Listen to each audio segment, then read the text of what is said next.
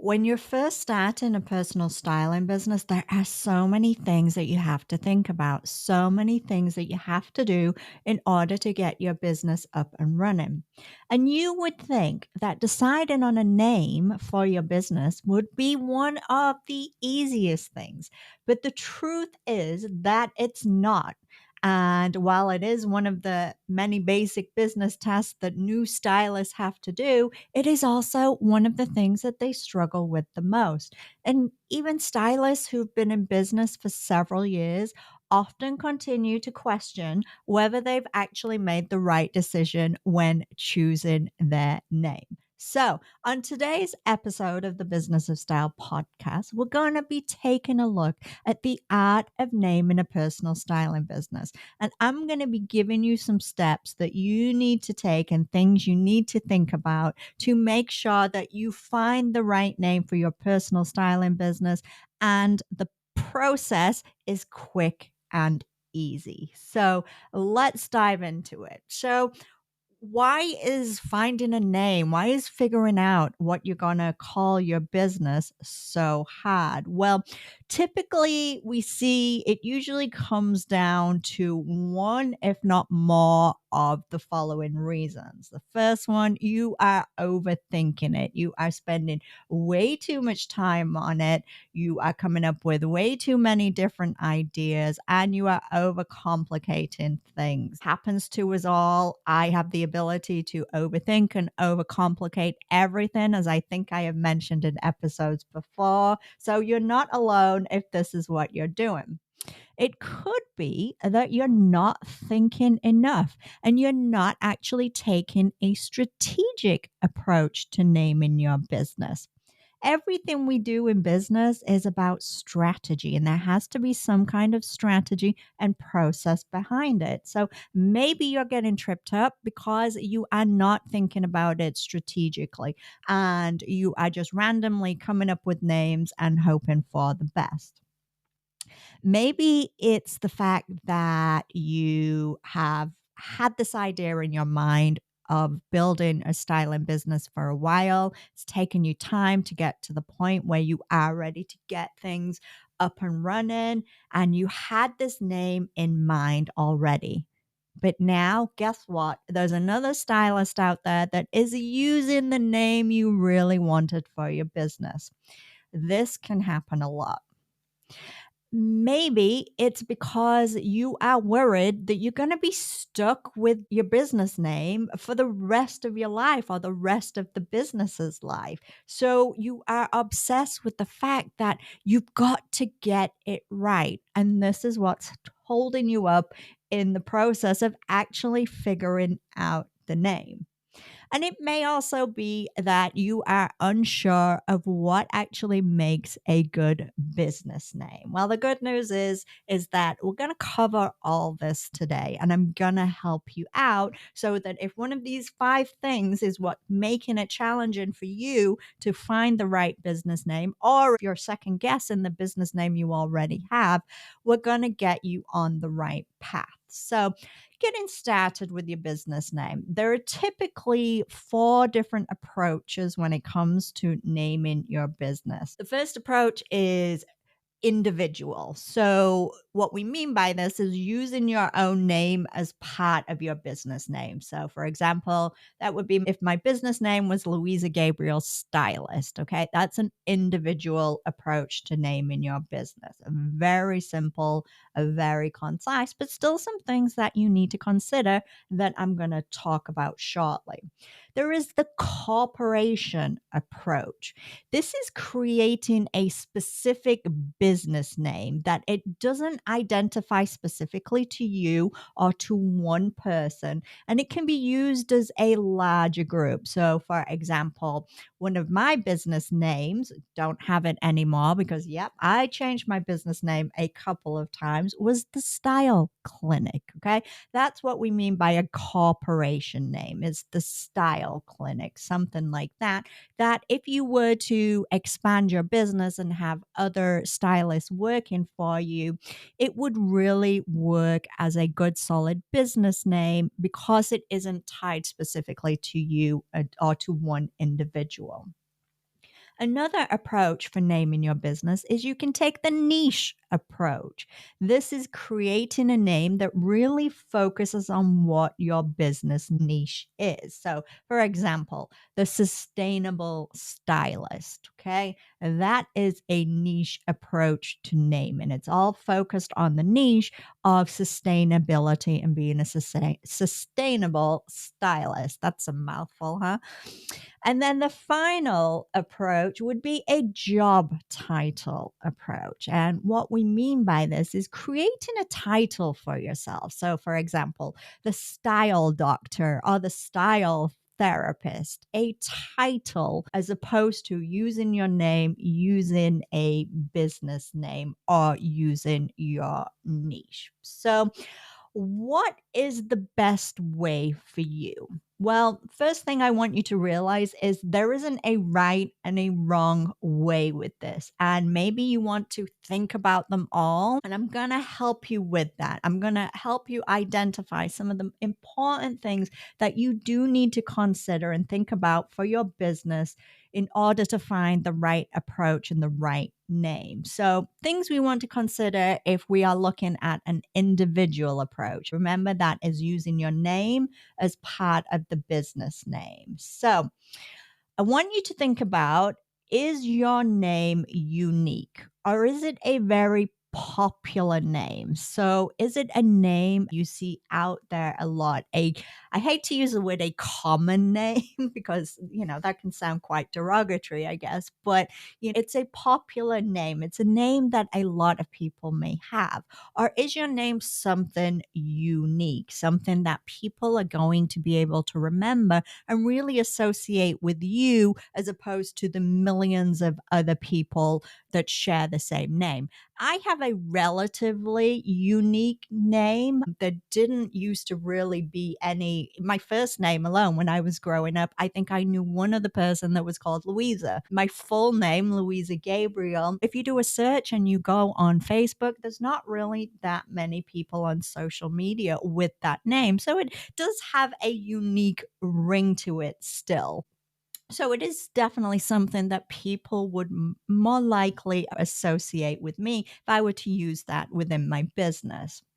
Another thing you want to consider with this approach is your name easy to spell and remember? Okay. You don't want to be having people typing things in, the search bar or their address bar, looking for a URL and spelling your name wrong because it is a difficult name to spell. And it sounds like, well, it's my name. Like it's spelt the way it's spelled. But we do have to, as business owners, we do actually have to think about this minute details in order to make sure that we get things right and we don't end up accidentally deterring potential clients because they're spelling our name wrong when they're looking for it, or they just simply cannot remember the name.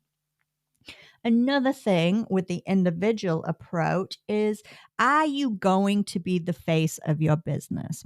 If you see your business being surrounded, it's all about you, you are going to be the brand, you are going to be that face, then the individual approach is the perfect way to go for your business, okay? It's really going to tie in that personal brand and that business brand that you are trying to create. Then the next thing is, do you actually like your name? Now, this is going to sound weird, right? It's your name. I mean, I guess you could change it if you really wanted to, if you really hated it so much, but it is your name. It's on all your documents, is what people know you by. But we don't always like our names. And as I've mentioned in other podcast episodes talking about different things, is you have to really like your business. And that even, comes down to the name of it. When I was growing up, I hated my name. And I think it's because it was a different name to a lot of people. And I wanted to be called Christine for the biggest amount of time when I was younger. I don't really know why, but I just didn't like my name. Now, as an adult, it really doesn't bother me. I'm used to it. And, people seem to like my name. But if you really don't like your name, Are you going to feel okay having your business using that name too? So it sounds silly, but it's definitely something to also consider. Okay, so moving on to the corporation approach. So, this is creating some kind of business name. So, I want you to think about, are you going to be planning in the future to maybe create a team of stylists? You see expansion for your business. You want to have that potential where you could grow it and have other people working for you. If that's the case, then definitely using some kind of corporation business name could be a good strategy for you. Maybe you are thinking you might franchise your business. I mean, it's good to dream big. It might not be on the table now and might not be something that you are planning for now, but we want to make sure that we know what we have in store for the future. So, having that business name could create the opportunity for you to be able to franchise in the future if that's, what your goal is, or something that you at least want to, it to be open to. Franchising using your own name is not something that is typically done. So just keep it in the back of your mind.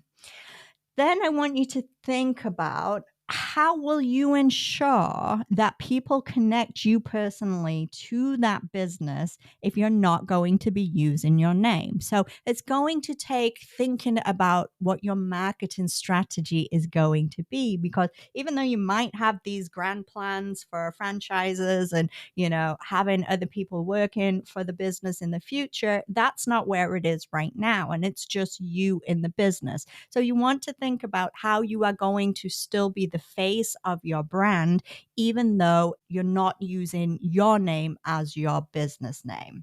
Things to definitely keep in mind. I also want you to think about, and this is an important one that I'm going to get into more detail shortly, but if you already have a name in your mind, I want you to know if it has been used by anyone else. That should be the first thing that you are going to check, okay? Because there's no point in planning and you love this name and you're making a connection to this name and you're already starting to do things around your business as you're developing things and using that name if you're not actually going to be able to use it. So definitely something to bear in mind, especially when it comes to a business name, because that is more typically what you will see people have registered and trademarked rather than an individual name. And then, will the name that you're thinking, does it actually reflect the nature of your business? That's another important thing that we want to consider. We want to make sure that people are very clear with the business name that we choose, what the business actually does. All right, moving on to a niche approach.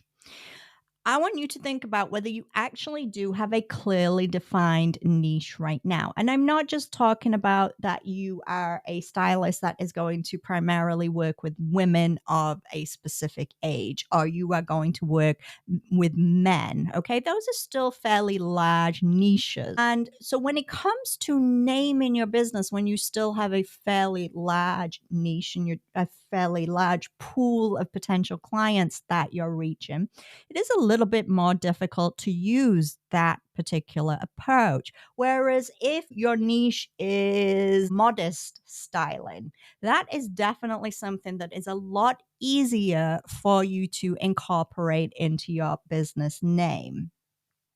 Also want you to think about, are you actually committed to your niche?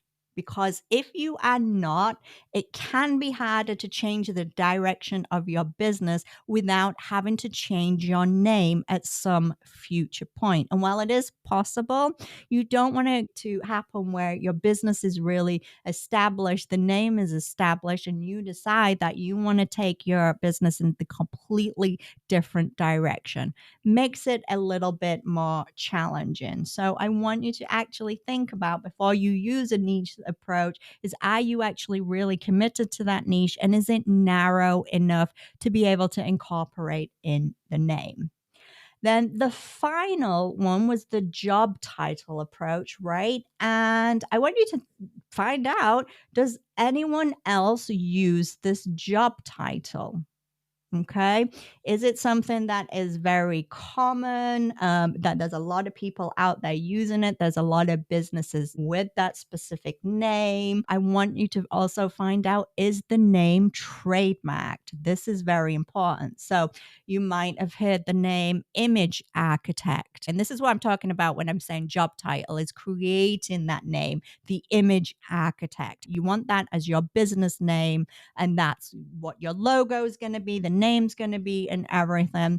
Well, a lot of these names have been trademarked. We all know that Law Roach, incredible stylist, is the image architect. That is his name for himself and his business. And that is actually trademarked, and I believe probably every country around the world. So even if you like the name image architect, and we have to admit it is a damn good name, you cannot use it. You would need permission from Law himself to use it. You would probably need to buy the rights to be able to use it. And I don't think he's going to give that up easily. So that's something very important to consider when you are thinking about creating a job title for your business name. I also want you to think about, does the name require a license for use? Now, I'm not talking about a license to be able to be a stylist. We all know you don't need a license to work as a stylist. I'm talking about a license for use of something, which is tied into the trademark. So a lot of companies, they will trademark the name of their program, and anyone who takes their program and wants to use that name. So I'm going to use a specific example, which is style coach. So certified style coach, there is a company that teaches style coaching, and they have it trademarked. And in order to be able to refer to yourself as the style coach in any way, because they own the trademark, you have to go through their specific training, and that's the only way you can use that name for your business. So you want to think about something like that and make sure that if somebody does have a trademark name, that you can legally use it, that you have been through the right training in order to use that for your business name. And then finally, I want you to think about, is it misleading? Is the name that you are using misleading? So if you were to decide to call yourself, I don't know, the style doctor, okay, the style therapist, um, is this kind of misleading to people? Does this get people thinking that maybe you're a doctor? And I don't mean a medical doctor. I kind of mean, maybe more the PhD type doctor, or therapist. They might think that you do have some therapy training and credentials. So that could be misleading to people. So with those kind of titles, we want to be very, very careful and make sure that we don't mislead people and they don't think that they're working with somebody who is going to be able to help them to process their trauma and things a therapist would actually do. All right. So once you decided on your approach, then there are some general, very, very important things that you are going to need to consider and you're going to need to do.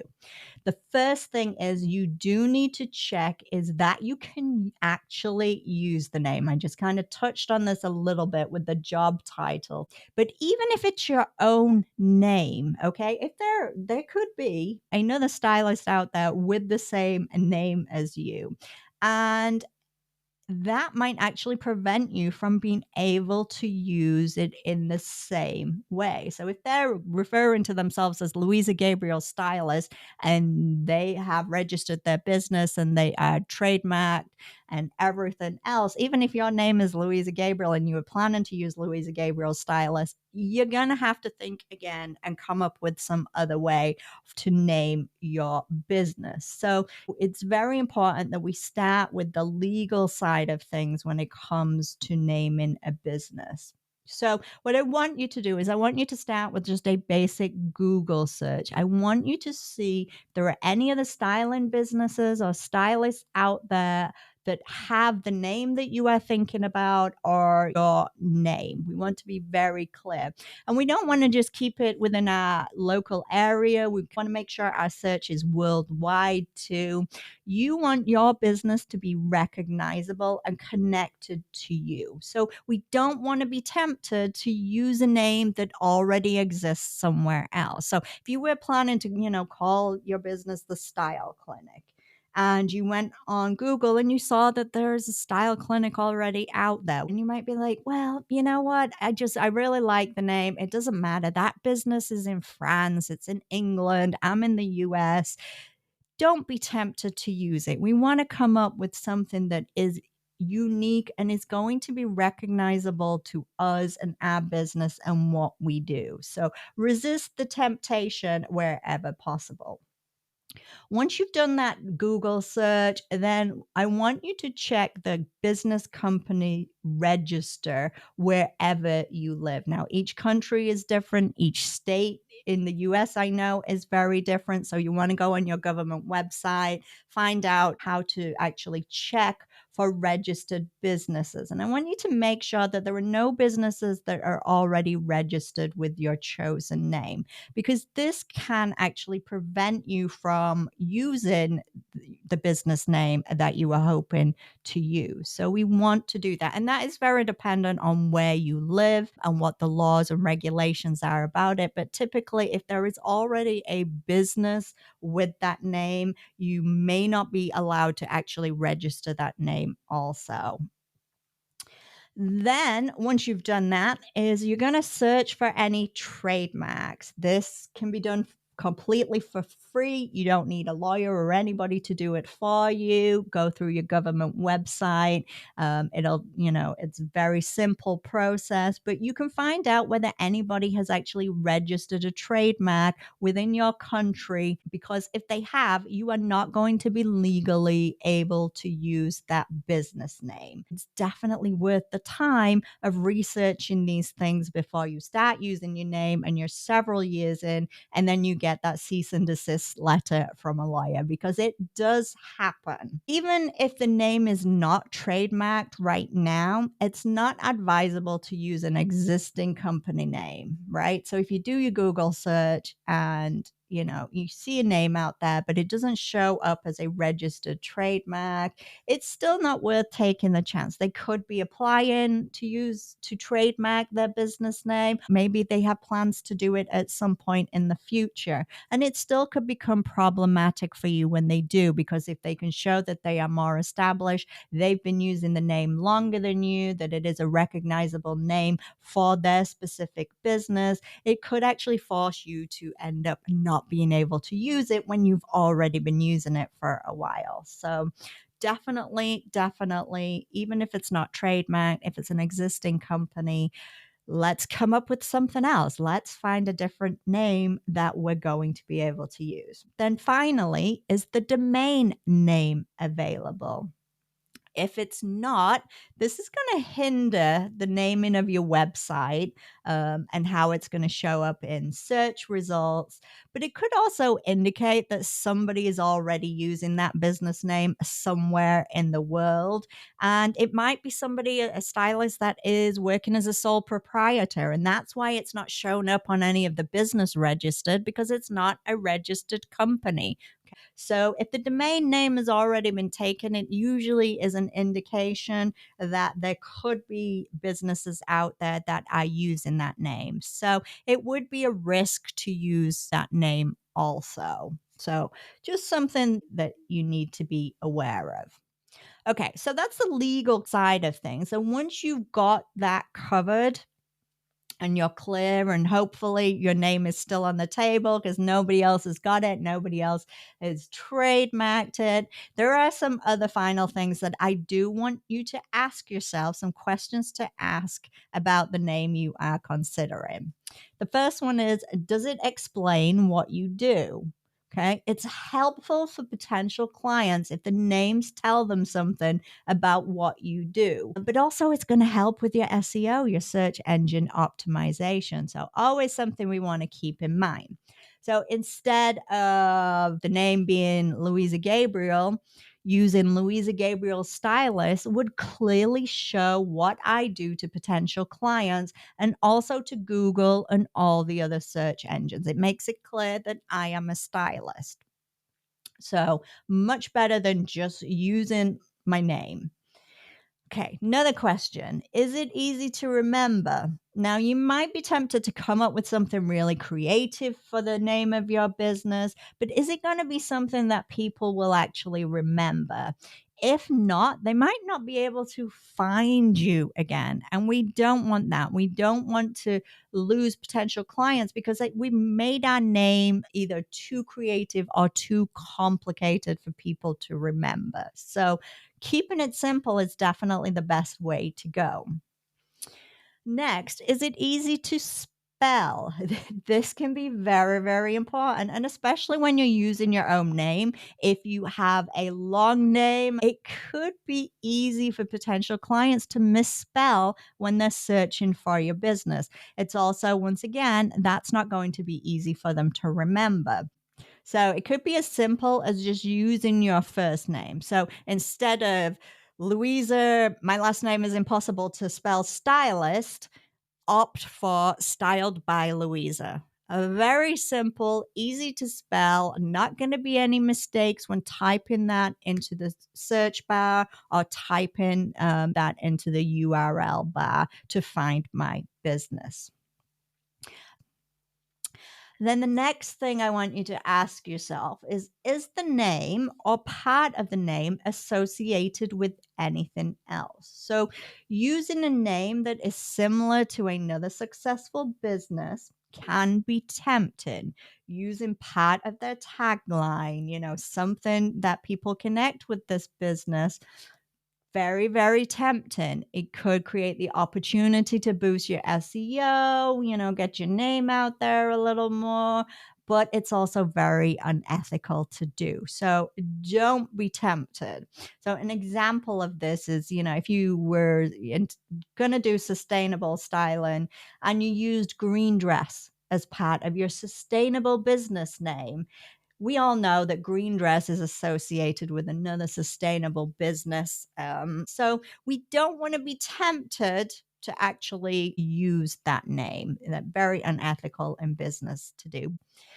And then something I also want to put out there is a reminder, okay? As you go through all these steps in the naming process, and hopefully you won't overthink it, maybe it become clearer for you now, but you're not actually bound forever to a name, even when it is a business name. You can change your business name if you really don't feel it reflects your business, especially as it begins to grow.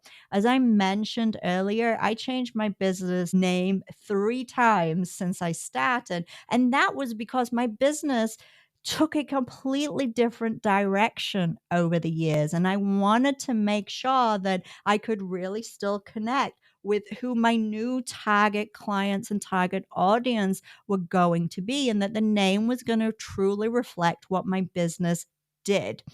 The original name I had was no longer a reflection of the direction that my business had taken. So it got changed. Okay. It got changed 3 times. Now, obviously, this can be challenging the more established your business becomes. So, if you are 6, 7, 8 years into your business, it's going to be a little bit more challenging to actually change that name without it having a huge impact. But from a technical standpoint, it is easy to redirect new domain names to your existing website and things like that. But it's just if your business is established and people associate that business name with you, makes it a little bit more challenging. But I don't want you to get too hung up on, I am going to be tied to this business name until the business goes to its grave. So, because when we think that, it can create too much pressure. We've already got enough pressure creating and building our personal styling businesses. So we don't want to add to the pressure